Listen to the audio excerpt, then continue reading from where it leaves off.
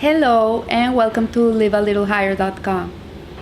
Today we learn chapter 2, the Gates of Reflection of the Books of Duties of the Heart, Odot HaLevavot, by Rabbi Bahia Ibn Pakuda, in which he starts talking about the magic, we should really never take for granted the intelligence of man. Like last week we were talking about the faculties of the soul.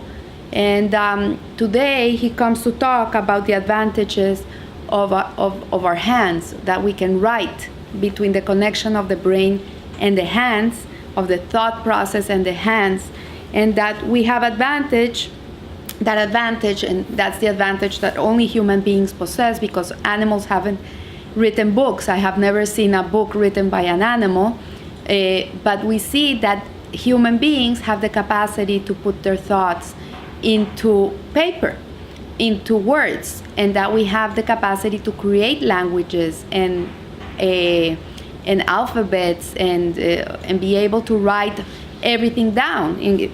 To not say more, the Torah was written down by Moshe Rabbeinu, and we have it till today, 3,500 and some more years ago, and we still can read it and learn from it and live through it because someone was able to write it down. And this is something that was endowed to us by Hashem, by God.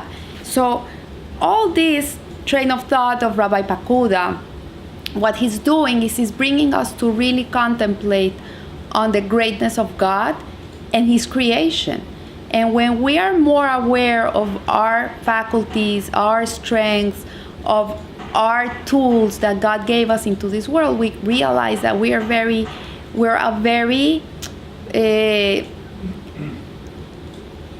very sophisticated machine.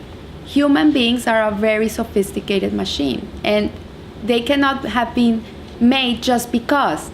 They were made with intelligence and for a purpose. So he comes to talk to us here that people can read the words of those who are not present. Like, I'm reading this book to you, and it was reading so many years ago by this Rabbi Pakuda.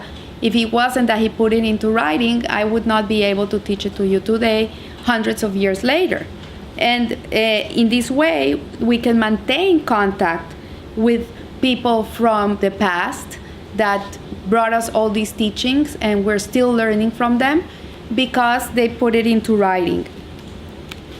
Also, if you look today with the WhatsApp, you can also write to a friend from far away and be close with them.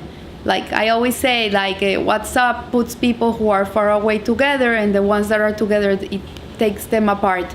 But it's magical. If you look at it, where technology is taking man, like you're so close today to people who are so far away because you can write down a text message or a WhatsApp or an email or in Facebook. And because of this capacity of writing, you can be very close to so many people who are so far away. So God's kindness and wisdom manifest in our bodies.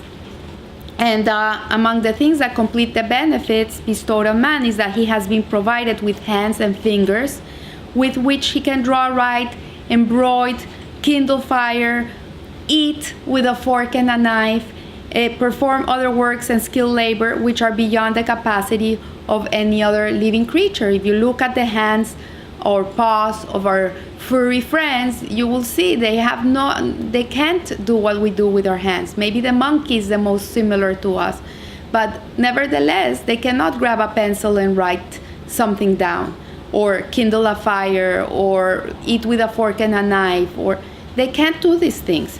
So he says that without exception, the members of the body whose uses he has mentioned before exhibit to one who contemplates them the signs of wisdom in the structure from any combination. So we see from here that we were made with intelligence. I repeat this, and I know that sometimes Rabbi Pakuda can be very repetitive, but really he's trying to introduce into us this awareness of everything. And people really live with no awareness. They don't think about this magical life we have.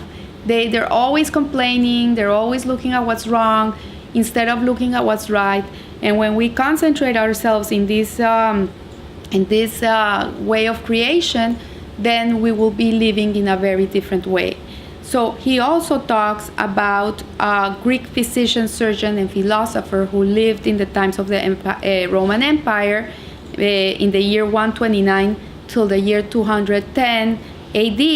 His name was Claudius Galenus, or he was known as Galen, and he wrote a book that is called The Uses of the Members. And he also writes in that book very explicitly how man was endowed with these members that allow him to do so much. And if we were to do this in the case of even one of these members, we would exceed the limits determined by our purpose in this work. What we have mentioned, those should suffice to inspire anyone whom the Creator directs on the way of his salvation with the help of God. So here, Rabbi Pakuda, his whole intention in teaching us the wonders of God is so we can live a life in which we don't take anything for granted, and we have the presence of God in front of us every day, at every instant. So I leave you here, and remember, live a little higher. Thank you.